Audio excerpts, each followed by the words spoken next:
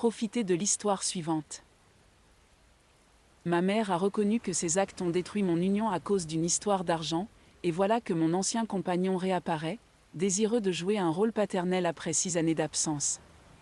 Pour clarifier, mon ex-mari continue, 30 ans, et moi, 29 ans, nous nous sommes séparés il y a 6 ans, 6 mois après la naissance de notre fils. Mon ex-mari et moi étions mariés depuis 1 an et demi auparavant et nous avions fréquenté pendant 2 ans à l'université. Nous allions dans des universités différentes mais nous avions un ami commun, Dan, 30 ans, un faux nom, qui était responsable de notre mise en relation. Je pensais que mon ex-mari était parfait en tout point, alors je n'ai pas hésité avant de l'épouser et d'avoir un bébé avec lui. Tout se passait bien pour nous, nous cochions les choses de notre liste de choses à faire l'une après l'autre. Nous avons racheté une maison 1 mois après la naissance de notre bébé et lors de la pendaison de crémaillère, notre ami Dan a décidé de se saouler à en perdre la mémoire. Il m'a ensuite prise à part et m'a avoué qu'il était tombé amoureux de moi et a même suggéré que nous passions à l'acte. Il a dit qu'il était prêt à adopter mon fils également si c'était ce qu'il fallait, mais qu'il voulait être avec moi à tout prix. J'ai été choquée et répugnée par son comportement, je l'ai immédiatement dit à mon ex-mari et je l'ai fait expulser de notre maison. Je pensais que ça serait la fin de tout, mais après cela, mon ex-mari a commencé à agir de manière très étrange et distante. Il travaillait tard le soir et rentrait à des heures indues, comme s'il cherchait à passer le plus de temps possible loin de la maison. Et il avait aussi commencé à se tenir à l'écart de notre fils, ce qui était encore pire. Je l'ai enfin confronté à son comportement étrange presque 1 semaine plus tard et au début, il a insisté sur le fait qu'il allait bien, mais ensuite il a évoqué ce que Dan avait dit à la fête. Il m'a dit qu'il avait du mal à croire que Dan et moi n'avions rien eu par le passé en raison de notre proximité, et bien que ce soit vrai, Dan et moi étions de très bons amis à l'université mais nous nous étions éloignés après la remise des diplômes. J'ai été très offensée qu'il ne me croie pas et je pense que c'était les hormones de la grossesse mais... J'ai explosé contre lui rien que pour avoir insinué que je lui avais menti à propos de quelque chose d'aussi sensible que ça. Nous avons fini par avoir une énorme dispute à ce sujet et il a exigé que nous fassions un test de paternité pour le bébé pour s'assurer que c'était le sien. Normalement, je ne pense pas qu'un test de paternité soit quelque chose à esquiver et je n'avais rien à cacher. Mais mon ex-mari me accusait essentiellement de l'avoir trompé alors que j'avais été fidèle et que j'avais littéralement eu un bébé avec lui. Quelle preuve de plus un homme peut-il vouloir ? Je n'ai pas aimé les implications de ce qu'il demandait et j'ai décidé de mettre fin à notre mariage. S'il ne pouvait pas me faire confiance, alors il n'y avait pas de raison de rester ensemble, et je ne voulais pas rester dans un mariage malheureux parce que j'avais maintenant un fils et je voulais qu'il grandisse dans un foyer heureux. Je ne voulais plus voir mon ex-mari du tout, alors j'ai emballé mes affaires cette nuit-là même et j'ai emménagé avec ma mère. Mon père était décédé d'une maladie pulmonaire 3 ans avant la naissance de mon bébé et ma mère vivait seule, alors je me disais qu'elle serait contente d'avoir de la compagnie aussi. Et elle était vraiment heureuse de m'avoir chez elle, m'a dit que je faisais la bonne chose, et a été globalement très favorable à ma décision après que je lui ai raconté ce qui s'était passé. Le lendemain, j'ai demandé le divorce et la garde exclusive de mon fils. Mon ex-mari n'a pas contesté et a même renoncé à ses droits parentaux. En 6 mois, le divorce a été finalisé et c'était terminé. Je n'ai plus eu de nouvelles de mon ex-mari après cela. J'ai reçu $70 000 dans le règlement du divorce, ce qui était juste assez pour que je puisse commencer une nouvelle vie, une meilleure pour moi et mon fils. J'ai repris le travail quelques semaines après la finalisation de mon divorce après mon congé de maternité. J'ai fait de mon mieux pour travailler aussi dur que possible sans compromettre mon temps avec mon fils. C'était difficile d'équilibrer les deux comme une jeune maman divorcée, et la culpabilité était insupportable, mais j'ai réussi à traverser tout cela d'une manière ou d'une autre. J'ai vécu chez ma mère pendant les premiers mois. Il y a quelques mois, j'ai trouvé un appartement pour moi-même et j'ai déménagé car je voulais être indépendante. De plus, ma mère commençait à vieillir et je ne voulais pas lui imposer en restant trop longtemps chez elle. Elle ne me demanderait jamais de partir d'elle-même, mais je savais que je devais me remettre sur pied d'une manière ou d'une autre, malgré ses protestations. J'ai quand même déménagé et engagé une nourrice à temps plein pour m'occuper de mon fils. C'est ainsi que les premières années après mon divorce se sont déroulées pour moi. 6 ans plus tard, je vis maintenant dans un appartement beaucoup plus grand et je travaille dans la même entreprise, à un poste plus élevé et avec un salaire plus important, ce dont je suis plutôt fière. Maintenant que j'en parle à voix haute, mon fils a tout ce dont il pourrait rêver et je suis très reconnaissante de pouvoir subvenir à ses besoins. J'ai tourné la page sur mon mariage raté et j'ai même eu quelques rendez-vous et quelques relations passagères au cours des dernières années, mais c'est à peu près tout. Je n'ai pas eu de relation sérieuse après mon divorce, malgré l'insistance de ma mère pour que je trouve un nouvel époux et me remarier. Je n'ai tout simplement pas envie d'être une femme mariée pour le moment, je veux juste me concentrer sur ma vie de mère. Ce n'est que moi et mon fils désormais, et j'assume que cela restera ainsi jusqu'à ce que je rencontre quelqu'un que j'apprécie et que je me sente prête à me remarier. Cependant, il y a quelques jours, nos vies ont été interrompues par la réapparition soudaine de mon ex-mari. Je n'avais plus eu de ses nouvelles depuis notre divorce, comme je l'ai mentionné précédemment. Quelques amis m'avaient dit qu'il avait déménagé en Australie quelques mois après notre divorce, et c'était la dernière fois que j'avais entendu parler de lui. Donc, le voir soudainement frapper à ma porte a été une énorme surprise pour moi. Je ne savais même pas comment il m'avait retrouvée, mais après avoir surmonté le choc initial, je lui ai dit que je n'étais pas disposée à lui parler et qu'il devait partir. Il a dit qu'il partirait, mais avant cela, il avait besoin de s'excuser et de donner sa version des faits. J'hésitais à lui donner une chance, mais j'étais aussi curieuse de savoir pourquoi il était là, alors j'ai accepté. Pour lui parler, mais je ne voulais pas le faire à la maison, surtout pas quand mon fils était là. Et comme c'était le week-end, je ne pouvais pas lui parler à ce moment-là, alors nous avons convenu de nous rencontrer hier dans un restaurant à proximité. Hier, il a enfin parlé de ce qui s'était passé toutes ces années auparavant, et je suis dans une situation compliquée actuellement.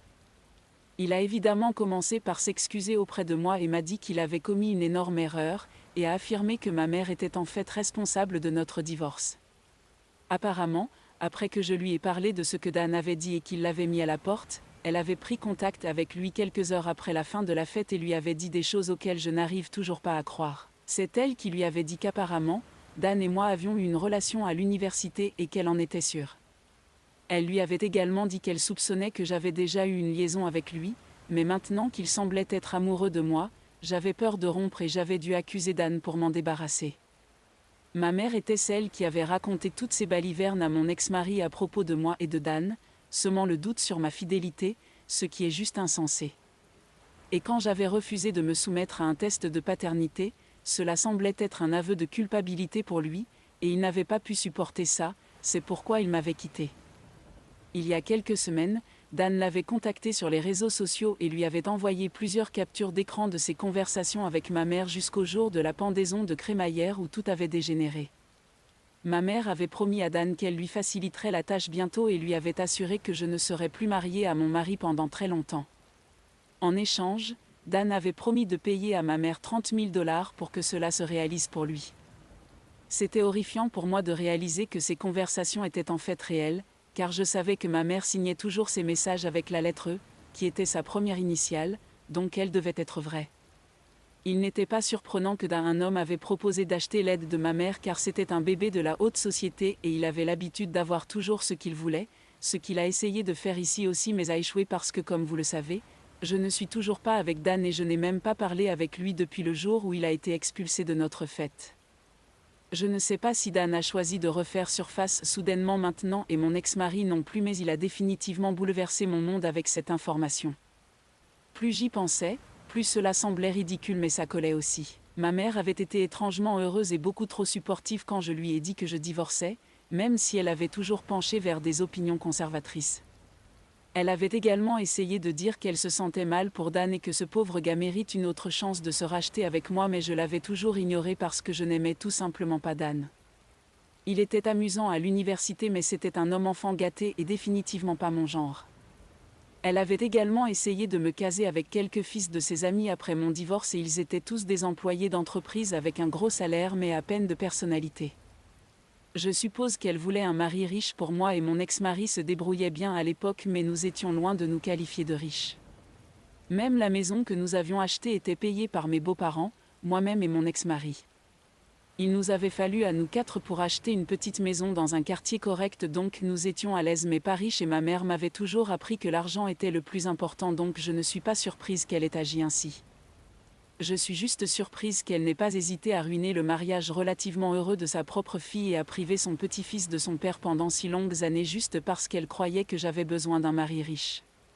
Quand mon ex-mari m'a montré ses captures d'écran et les discussions entre Dan et ma mère, j'ai failli m'évanouir tellement j'étais choquée. Après un certain temps, j'ai dit à mon ex-mari que je lui parlerais plus tard et je suis sortie du restaurant, puis je suis allée directement chez ma mère pour la confronter à ce que je venais de découvrir. Je n'ai pas tourné autour du pot et suis allée droit au but dès qu'elle a ouvert la porte. Elle a d'abord essayé de nier, mais j'ai pu voir qu'elle était vraiment troublée et finalement, elle a craqué et avoué qu'elle avait en effet accepté d'aider Dan il y a toutes ces années car elle avait désespérément besoin d'argent à l'époque. Elle avait été pieuse toute sa vie et après la mort de mon père, elle n'avait personne sur qui compter et avait du mal avec les factures. L'argent que mon père lui avait laissé avait suffi pour subvenir à ses besoins pendant un certain temps, mais après cela, il était devenu vraiment difficile pour elle de survivre avec les économies. Elle a dit qu'elle avait pensé à me demander de l'argent, mais je venais d'acheter une maison et nous avions un bébé, et je me plaignais souvent du coût élevé de tout, alors elle sentait qu'elle ne pouvait pas non plus me demander de l'aide. Elle avait cherché du travail pendant quelques mois, mais avait été refusée partout car elle n'avait jamais travaillé auparavant. En dernier recours, elle avait accepté d'aider Dan qui l'avait contacté quelques semaines avant la fête pour lui dire un mot gentil sur Dan après avoir manipulé mon mari pour me quitter, mais Dan avait agi trop vite et après cette ivresse de déclaration d'amour, elle n'avait pas pu sauver la situation. Elle avait essayé mais cela n'avait pas marché et finalement, tous les deux avaient abandonné. Même après cela, elle avait essayé de me mettre en relation avec des hommes riches comme je l'ai mentionné auparavant, car elle se sentait coupable d'avoir ruiné mon mariage parfaitement heureux pour ses propres raisons égoïstes, mais cela n'avait pas non plus fonctionné et elle vivait maintenant avec ce poids de la culpabilité. Elle a dit qu'elle avait prévu de me dire la vérité à un moment donné, mais qu'elle n'avait pas prévu que je l'apprenne de cette manière, et elle a même essayé de me convaincre qu'elle avait fait cela pour mon bien car Dan était aisé et nous n'aurions jamais eu à je m'inquiéter pour l'argent ou le travail si je me retrouvais avec lui. Elle a dit qu'elle veillait sur moi et m'a demandé de ne pas le prendre à cœur, mais je ne pouvais pas croire que ma propre mère me ferait cela. Je suis partie, dégoûtée et horrifiée par ce que je savais maintenant, et je ne l'ai pas revue depuis. Je n'ai pas non plus répondu à ses appels et ses SMS car je ne sais plus quoi lui dire. J'ai même dit à mon ex-mari que j'avais besoin de temps pour me remettre de tout ce que j'avais découvert, et heureusement, il est assez sensé pour respecter cela, mais ma mère continue d'envoyer des textos chaque jour. Je n'ai pas le cœur de la bloquer car mes émotions sont bouleversées en ce moment. Hier, j'ai reçu un message de ma mère qui m'a vraiment touchée. Elle m'a dit que peu importe ce qu'elle avait fait dans le passé, elle voulait que je sache qu'elle ne souhaitait que le meilleur pour moi, mais aussi me faire comprendre qu'elle était elle-même et qu'elle devait veiller sur elle aussi. Elle a dit qu'elle avait fait ce qu'elle devait pour survivre seule et qu'elle le regrettait mais que c'était fait. Elle ne m'avait pas demandé d'aide car elle savait que je ne pourrais pas l'aider puisque mon ex-mari et moi n'avions pas assez d'argent pour couvrir toutes les dépenses, y compris les siennes. Ce qu'elle a fait, c'était par pur désespoir. Elle a essayé de se rattraper depuis, et elle continuera d'essayer pour le restant de sa vie si nécessaire. Ce message m'a vraiment émue, car comme je l'ai dit, j'ai passé toute ma vie avec cette femme, et en un jour, mon monde entier a été chamboulé.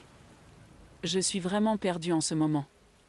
Je n'ai pas répondu à ma mère avant, peu m'importe quelles étaient ses raisons. Peu m'importe ce qu'elle traversait. Le fond du problème est qu'elle a ruiné mon mariage et a forcé mon fils à vivre sans père pendant 6 ans. Je ne trouve vraiment aucun moyen de justifier ce qu'elle a fait et le fait qu'elle ait essayé de me faire croire que ce qu'elle avait fait toutes ces années auparavant pour ses propres besoins était acceptable a été la goutte d'eau qui a fait déborder le vase. Si elle m'avait dit une seule fois ce qu'elle traversait et m'avait demandé de l'aide, j'aurais certainement veillé à l'aider et la soutenir de toutes les manières possibles. Mais elle a choisi de ruiner mon mariage juste pour de l'argent et a pensé qu'elle pouvait se rattraper en me présentant les fils riches de ses amis. Il est révoltant de penser que je mettais cette femme sur un piédestal et que j'étais même prêt à croire que j'avais tort ici. C'est à quel point sa manipulation était convaincante. Mais c'est bon, Jao, je ne m'excuserai certainement pas auprès d'elle ni ne la laisserai me manipuler davantage. Après ma promotion, j'ai été celui qui s'occupait d'elle et elle vivait de mon argent de toute façon, mais tout cela va s'arrêter maintenant. Encore une fois, merci à tous ceux qui ont pris le temps de me rassurer en me disant que je n'étais pas le méchant pour ne pas avoir offert à ma mère l'aide dont je ne savais même pas qu'elle en avait besoin. Et à ceux qui se demandaient pourquoi exactement Dan avait choisi de parler après si longtemps. J'ai parlé à quelques-uns de mes amis et j'ai découvert qu'il était maintenant un alcoolique amer qui avait été divorcé 2 fois au cours des 6 dernières années. Donc, je suppose que son choix de remuer à nouveau la merde vient du fait qu'il a enfin réalisé que je ne viendrai jamais vers lui, peu importe à quel point j'étais seule. Ou du moins, c'est ce que je pense qu'il s'est passé. Je ne suis pas sûre et je ne pense pas que cela ait vraiment d'importance pourquoi il l'a fait. Il l'a fait et je n'arrive toujours pas à décider si les conséquences ont été bonnes ou mauvaises. Un peu des deux, je suppose. En update 2, j'ai enfin bloqué ma mère sur toutes les plateformes aujourd'hui. Partout. J'ai aussi dit à mon assistant j'ai décidé de cesser mes paiements mensuels à ma mère. Je me sens comme si un énorme poids avait été soulevé de mes épaules et je peux enfin respirer un peu maintenant. Ça a été une semaine émotionnellement très intense, mais j'ai réussi à traverser. Ma seule préoccupation en ce moment est de savoir comment expliquer à mon fils pourquoi nous n'irons plus rendre visite à sa grand-mère les week-ends. J'espère qu'il n'en parlera pas du tout car cela me sera vraiment difficile s'il le fait. Je n'ai pas encore pleinement pris la mesure de ce que j'ai dû endurer et de ce que j'ai dû faire, mais j'accepterai cela un jour. Je ne veux simplement pas que mon enfant ait à le vivre. Il a déjà dû passer 6 ans de sa vie sans son père, et maintenant il regarde le reste de son enfance sans sa grand-mère bien-aimée. Ce ne sera pas facile, mais cela doit être fait. Je ne pourrai jamais revenir à une relation normale et cordiale avec ma mère, c'est quelque chose dont je suis absolument sûre. En fait, je n'ai même pas lu les derniers messages qu'elle m'a envoyés avant de la bloquer car je savais qu'à ce stade, il n'y avait rien qu'elle puisse dire pour me retenir. J'en ai fini, et pour de bon. J'aurais aimé que ma mère m'aime ne serait-ce qu'à moitié autant que je l'aimais, et alors peut-être n'en serions-nous pas là aujourd'hui dans cette situation affreuse, mais elle a choisi de se mettre dans cette situation. Elle m'a caché ce lourd secret pendant des années, puis a tenté de me faire croire que j'étais en quelque sorte en faute. C'est juste exaspérant, et à chaque fois que j'y pense, je sens mon cœur se briser en 1000 morceaux encore et encore. Je me sens trahie, blessée et en colère pour ce qu'elle a fait, mais il est impossible de changer le passé, alors je n'ai d'autre option que d'avancer. Et c'est ce que je choisis de faire maintenant. Je choisis de laisser partir ma mère et toute ma rancune pour ne pas devoir la porter avec moi pour le reste de ma vie. J'ai également commencé à chercher des thérapeutes près de chez moi car je suis convaincue que cela me fera un bien fou. Je me suis mis à la thérapie en ce moment et j'en ai désespérément besoin parce qu'à ce stade de ma carrière et de ma vie, je ne peux pas me permettre de m'effondrer ou de sombrer dans la dépression. Je dois donc empêcher cela et la thérapie est le meilleur moyen pour cela, d'après ce que j'ai entendu. Mise à jour 3. Ok. Certains d'entre vous m'avaient demandé ce que j'allais faire concernant la situation avec mon ex-mari et j'ai réalisé que j'avais complètement oublié d'en parler. Donc, c'était une erreur de ma part. En ce qui concerne mon ex-mari, je lui ai répondu et nous avons discuté de ce que nous voulions faire maintenant que la vérité était connue. Se remettre ensemble était évidemment exclu car je ne suis pas intéressée par renouer une relation avec lui. Mis à part l'interférence de ma mère, il m'a quand même abandonnée, douté et a provoqué une dispute inutile qui a finalement conduit à notre divorce. Il a admis qu'il avait été idiot mais cela ne change pas grand-chose pour moi et personnellement, je ne veux plus avoir affaire à lui. Cependant, il m'a pratiquement supplié de lui laisser une chance d'être père car il regrettait de ne pas avoir été présent dans la vie de son fils pendant si longtemps. Il avait l'air sincère dans ce qu'il disait et je voulais lui donner la deuxième chance que je n'ai jamais reçue de sa part. Ce n'était pas parce que soudainement je me sentais très gentille, mais surtout pour le bien de mon fils qui demande souvent après son père et à qui je dois le décevoir chaque fois par ma réponse. Maintenant qu'il a enfin une chance d'avoir un père, je pense que tous les deux méritent une chance d'avoir une vraie relation père-fils. Bien sûr, il y a des restrictions que j'ai fixées et des règles que mon ex doit suivre. Il ne peut pas réapparaître de nulle part et s'attendre à ce que je lui confie les devoirs de père sans tester les eaux d'abord. Pour l'instant, il n'a le droit de rencontrer mon fils qu'une fois par semaine et seulement pour quelques heures. Même ces interactions limitées doivent être supervisées et il ne peut pas emmener mon fils sans moi. J'ai eu seulement 2 visites jusqu'à présent et les choses semblent bien se passer. Étonnamment, mon ex s'entend bien avec mon fils et en si peu de temps, ils ont construit une bonne relation. Mon fils n'est actuellement pas conscient de qui est exactement cet homme et tout ce qu'il sait, c'est qu'il est amusant de passer du temps avec lui, mais je le préparerai progressivement à ce que cet homme devienne un peu son père si tout se passe bien. Mon ex a dit qu'il reviendrait ici quand et si j'accepte de partager la garde de notre fils et de lui accorder des droits de visite. Je lui ai dit de ne pas aller trop vite, mais pour être honnête, c'est agréable de les voir tisser des liens et je suis ravie pour mon fils. J'espère que les choses se passeront aussi bien pour eux à l'avenir.